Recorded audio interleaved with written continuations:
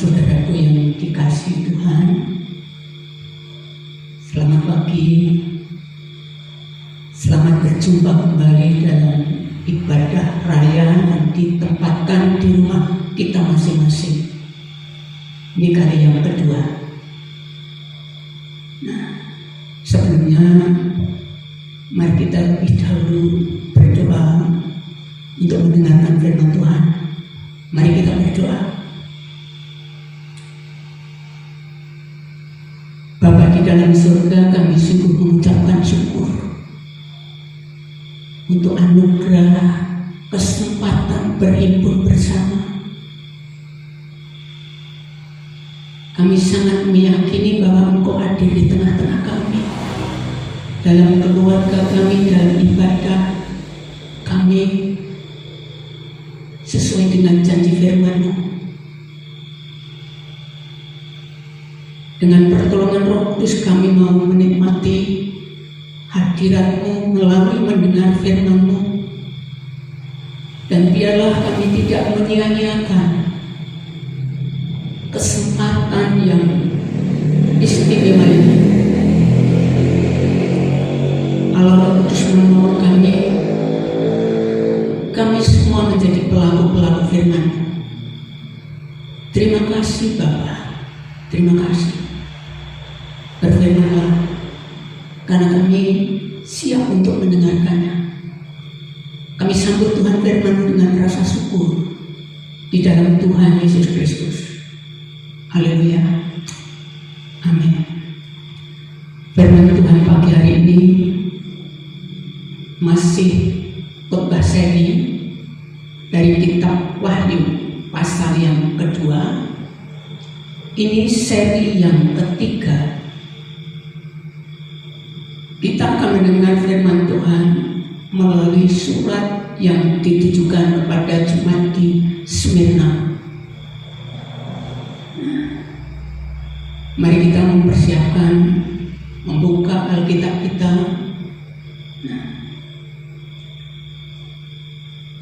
Saya akan bacakan untuk Bapak, Ibu, dan saudaraku yang dikasihi Tuhan. Demikian firman Tuhan. Dan tuliskanlah kepada malaikat jemaat di Smyrna. Inilah firman dari yang awal dan yang akhir, yang telah mati dan hidup kembali. Aku tahu kesusahanmu dan kemiskinanmu, namun engkau kaya, dan fitnah mereka yang menyebut dirinya orang Yahudi, tetapi yang sebenarnya tidak demikian. Sebaliknya mereka adalah jemaat iblis. Jangan takut terhadap apa yang harus engkau derita.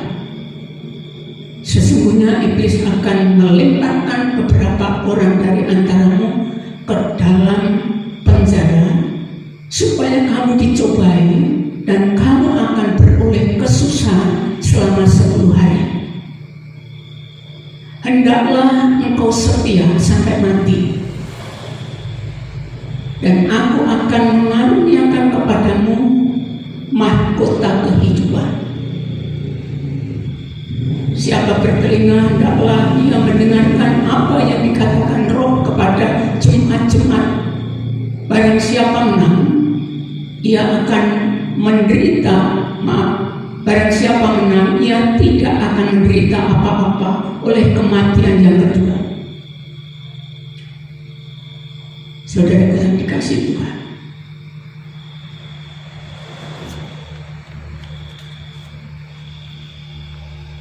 saya akan menyampaikan latar belakang atau kondisi jemaat Smyrna pada waktu menerima surat ini.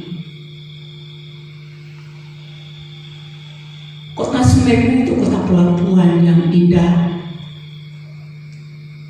Di sana ada kedua kekuatan yang memusuhi kekristenan. Yang pertama, orang Yahudi, dan yang kedua, orang-orang yang taat dan menyembah Kaisar Roma. Dua kekuatan ini membuatnya Jemaat Smyrna mengalami penderitaan. Nah, mari kita ulas sedikit kondisi jemaat di Smyrna. Ayat 8, dan tuliskanlah kepada malaikat jemaat di Smyrna, inilah firman dari yang awal dan yang akhir, yang telah mati dan hidup kembali. Saya merasa ini jelas dari Tuhan Yesus. Itu nama lain yang awal dan yang akhir. Orang Jawa ini cocok, kang murbani lan kang mungkasi. Ini salah satu nama Tuhan Yesus, dan dia telah mati namun dia hidup. Dia hidup. Nah, hidup untuk selama-lamanya. Itu Tuhan kita yang kita sembah adalah Tuhan yang hidup. Aku tahu kesusahan dan kemiskinan, namun engkau kaya, dan fitnah mereka yang menyebut dirinya orang Yahudi, tetapi yang sebenarnya tidak demikian. Sebaliknya mereka adalah jemaat iblis. Tadi di depan sudah saya sampaikan, apa yang memusuhi itu ada dua golongan, dua orang yang membenci kekristenan pada waktu itu, sehingga membuatnya secara ekonomi miskin, dan dia menderita sekali.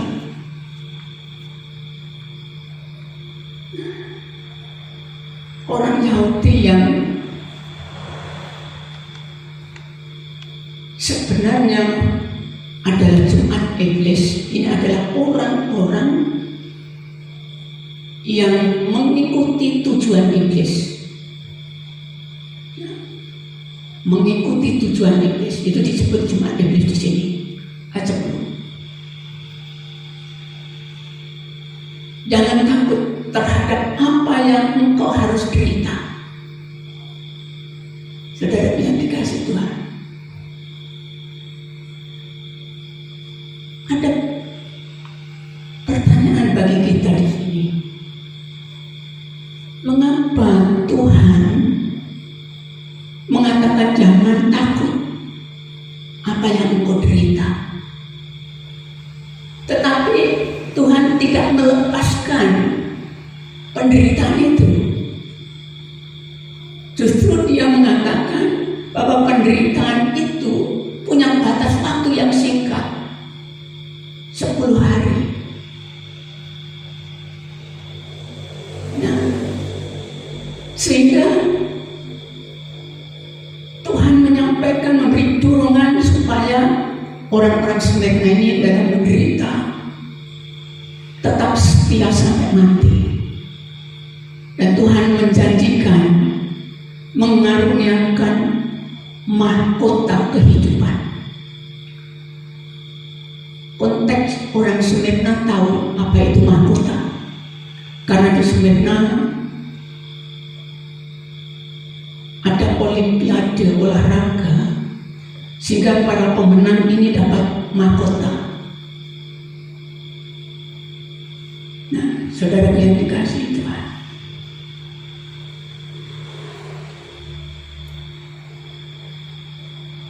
saya ingin menyampaikan nanti firman Tuhan dengan tema setia sampai nanti. Hendaklah engkau setia sampai mati. Orang Smyrna ini menghadapi tantangan, penderitaan, dan Tuhan tidak melepaskan itu.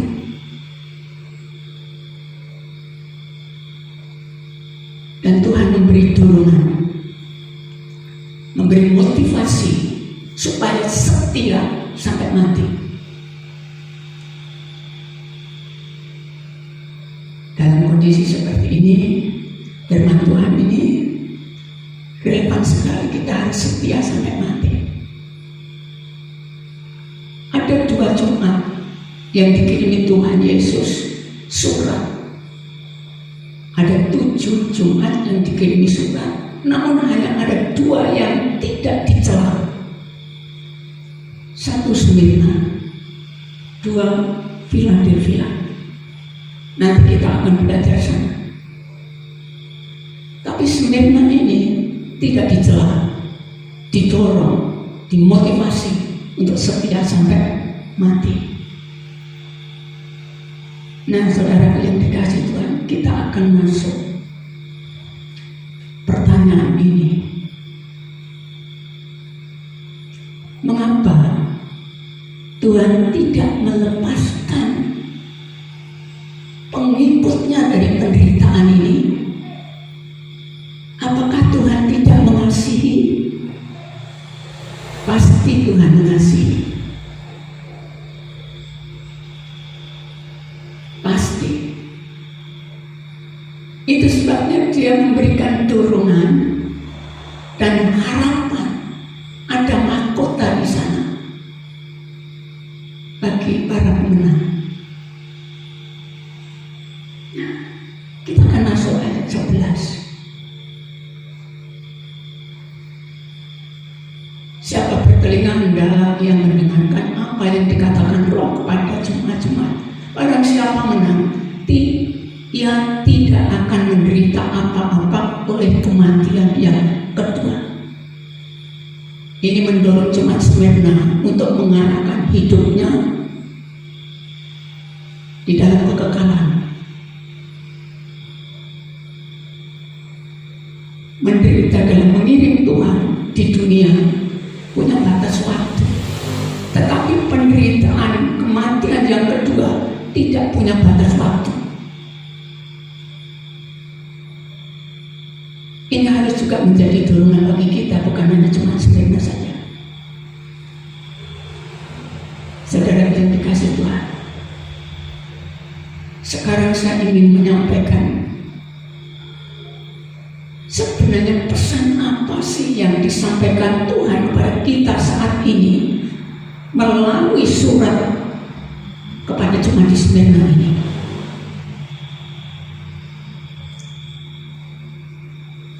Mengapa Allah, Tuhan kita yang sangat mengasihi kita, tidak melepaskan dari penderitaan dalam mengiring Dia? Saudara yang dikasih Tuhan, dalam penderitaan itu Tuhan punya rencana ternyata. Saya ulangi, dalam penderitaan itu Tuhan punya rencana dalam kehidupan saya dan saudara. Kalau kita menderita dalam mengiring Yesus, Tuhan punya rencana. Saya mencatat dari sini 3 rencana Tuhan dalam penderitaan. Seperti cuma di Smyrna ini, penderitaan kita dalam mengiring Tuhan, apapun wujud penderitaan itu, pasti semuanya tidak sama, dan tidak sama juga dengan kondisi di Smyrna. Tetapi tantangan dan kesulitan yang dimotori oleh iblis untuk mencobai kita itu tetap, sehingga kita pun tidak terlepas dalam penderitaan mengiring Tuhan. Itu sebabnya tema pagi hari ini, hendaklah engkau setia sampai mati. Tujuan penderitaan menghendaki iman kita ini teruji. Istilah surat ke-9 dicoba, diuji. Saudara yang dikasih Tuhan, setiap produk sebelum keluar pasti diuji dulu.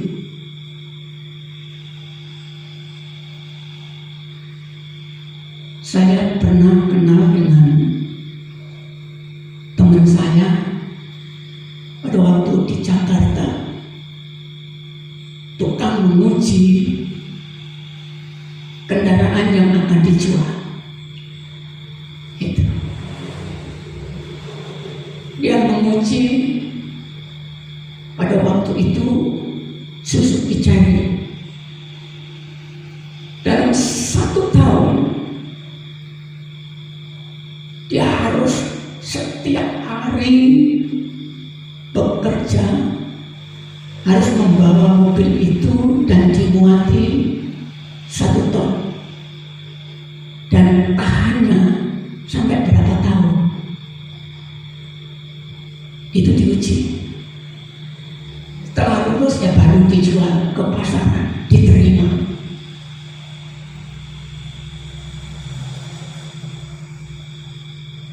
Iman kita kalau lulus dalam penderitaan ini, artinya iman kita ini iman yang sudah teruji.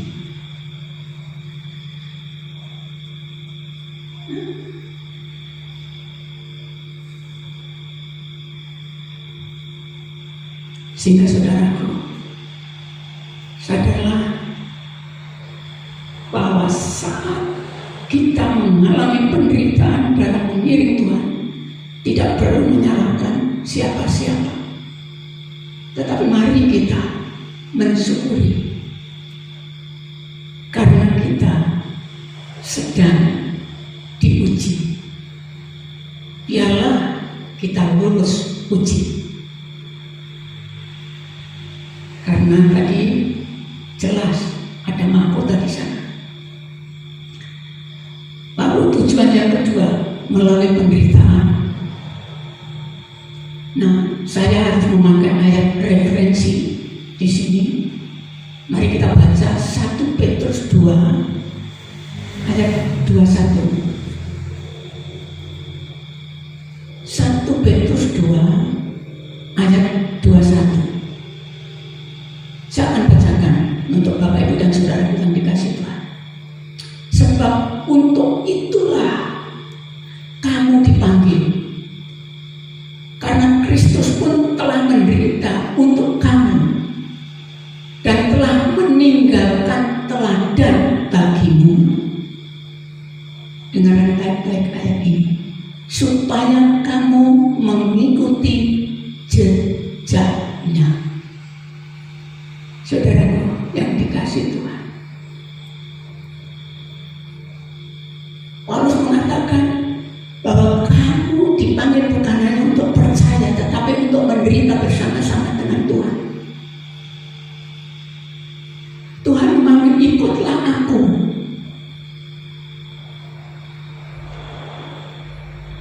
Dan menarik ayat ini, kita lanjutkan ayat 25. Mari kita lihat. Sebab dahulu kamu sesat seperti domba, tetapi sekarang kamu telah kembali kepada Gembala dan pemelihara jiwamu. Saudara yang dikasih Tuhan, konteks ayat ini, Petrus mengatakan kalau kita menderita bersama dengan Tuhan, kita menderita karena taat pada Tuhan, itu kasih karunia, itu anugerah. Mengapa? Karena itu memang panggilan kita.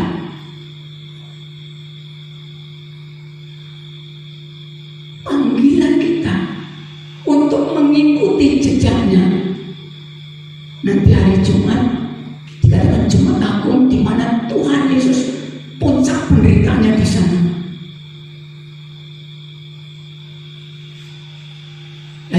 Yesaya menuturkan bahwa Tuhan Yesus hidupnya penuh dengan penderitaan.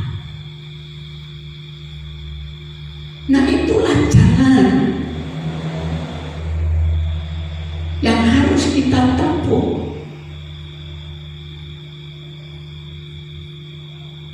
Gembala agung kita, gembala kita membawa jalan itu yang harus kita lalui. Jadi kalau kita menderita mengiring Tuhan, kita berjalan bersama dengan Tuhan, Sang Pemelihara jiwa. Dunia bisa membunuh tubuh ini, orang bisa membunuh tubuh ini, tetapi tidak akan bisa membunuh jiwa. Dia memelihara jiwa itu. Ini jalan kita, ini panggilan kita untuk mengikuti jejaknya. Ingat, mau tidak mau, para pengikut Yesus harus sadar bahwa mengikuti jejak Tuhan Yesus, ternyata Tuhan Yesus penuh penderitaan. Dan kalau kita ambil bagian dalam penderitaannya, itu memang jalan kita dan panggilan kita.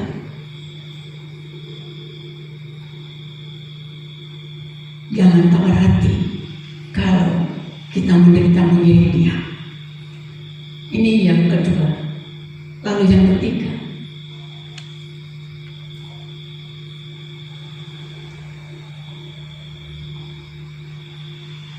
saudara yang dikasih Tuhan, ayat 10 kita,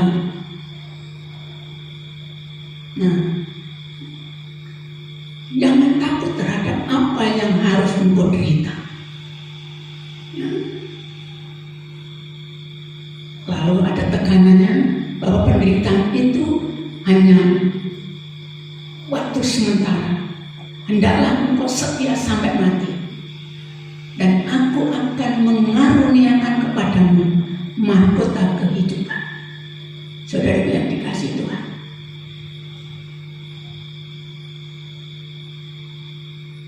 penderitaan adalah jalan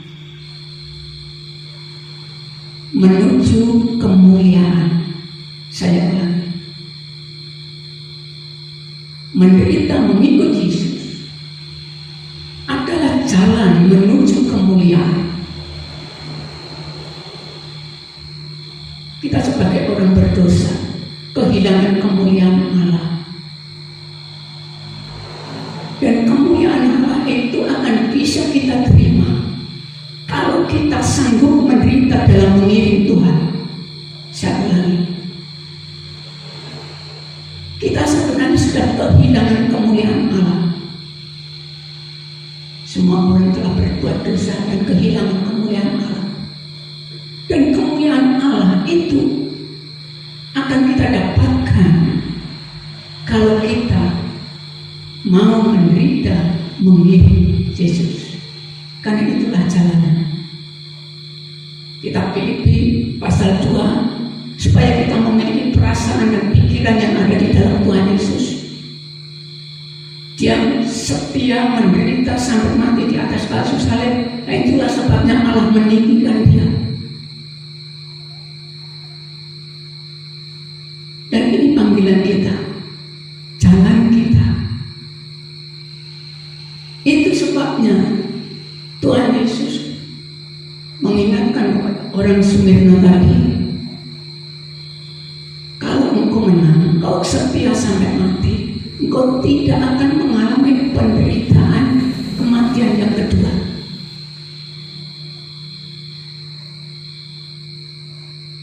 Mahkota kehidupan tersedia bagi kita, tetapi syaratnya harus menderita bersama Yesus, ikut menderita dalam mengiring Yesus. Pada waktu kita percaya kepada Tuhan Yesus, kita diterima sebagai anak-anak Allah.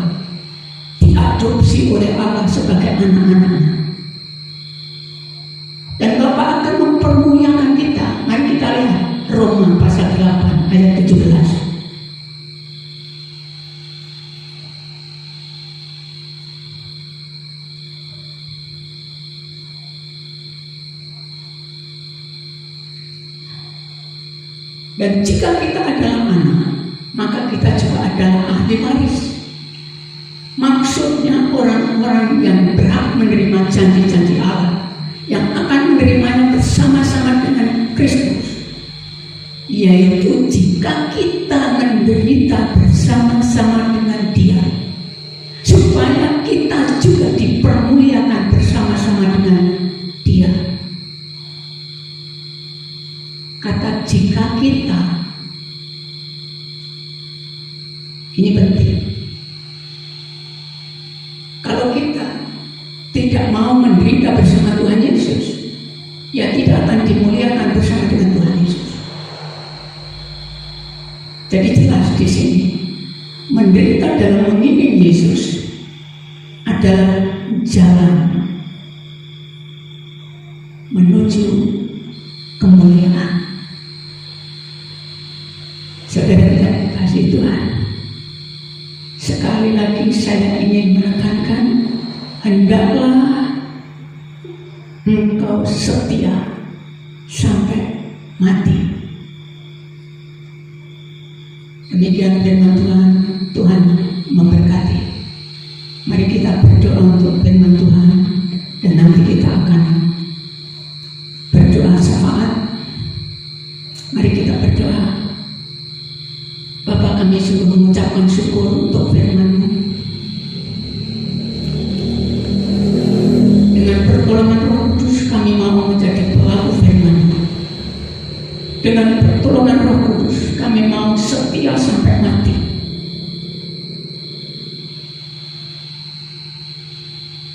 Terima kasih Bapa. Terima kasih. Biarlah kami semuanya ditolong oleh Roh Kudus menjadi pelaku firman-Mu malam pagi hari ini. Di dalam Tuhan Yesus Kristus kami mengucap syukur untuk firman-Mu. Haleluya. Amin. Kita akan langsung masuk doa syafaat. Kali ini saya mengajak Bapak Ibu dan Saudaraku yang dikasih Tuhan di rumah, selain pokok doa yang ditulis di dalam warta, saudara bisa berdoa di rumah dengan keluarga. Tetapi saat ini mari kita mendoakan negara kita, bangsa kita dalam menghadapi corona virus ini. Kita harus mendoakan juga untuk para medis yang dia rela melayani orang-orang yang terpapar virus corona ini. Mari kita berdoa. Bapa, kami sungguh mengucapkan syukur karena kami boleh menghampiri Engkau, Allah pencipta langit dan bumi, Allah yang sangat mengasihi kami, Allah yang mengasihi bangsa kami.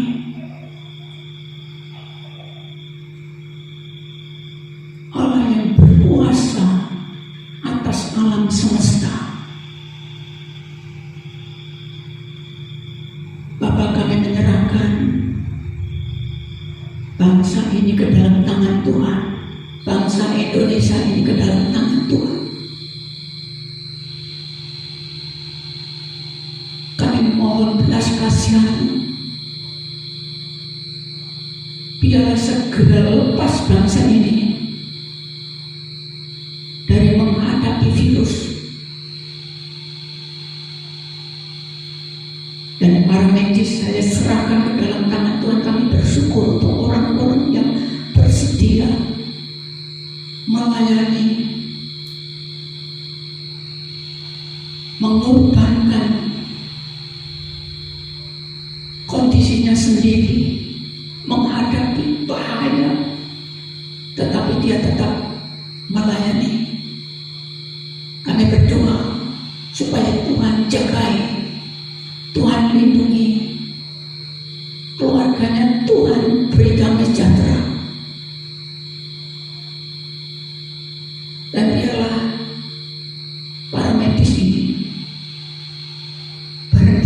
medis ini yang menjadi korban.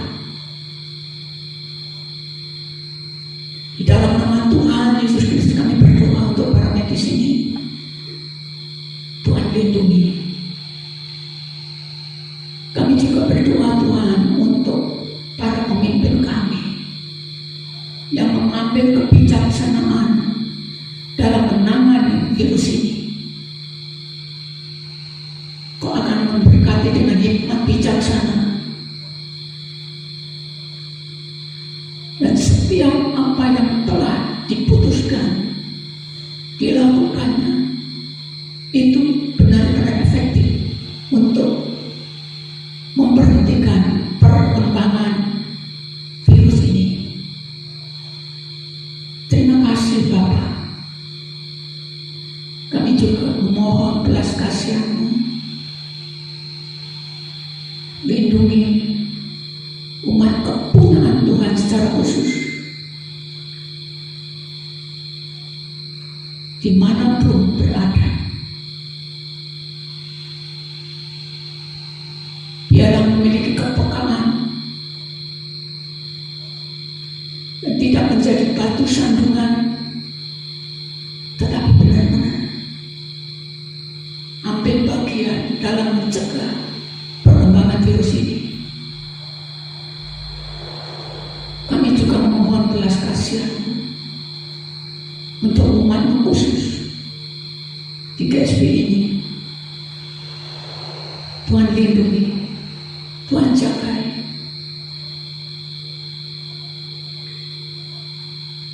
Jauhkan dari virus ini. Terima kasih Bapak. Terima kasih. Kami yakin Kau mendengar doa kami. Karena Kau sangat mengasihi bangsa ini dan juga mengasihi kami. Terima kasih Bapak. Terima kasih. Saudara yang dikasihi Tuhan, mari kita angkat tangan kita. Kita akan menerima berkat. Arahkan imanmu kepada Allah. Biarlah damai sejahtera Allah Bapa, kasih Tuhan Yesus Kristus yang tanpa batas, dan persekutuan Roh Kudus sudah memberi kuasa membimbing kita, membawa kita semua dalam kemenangan, karena kita semua akan dijadikan kanan dan berat di mana kita berada. Di dalam Tuhan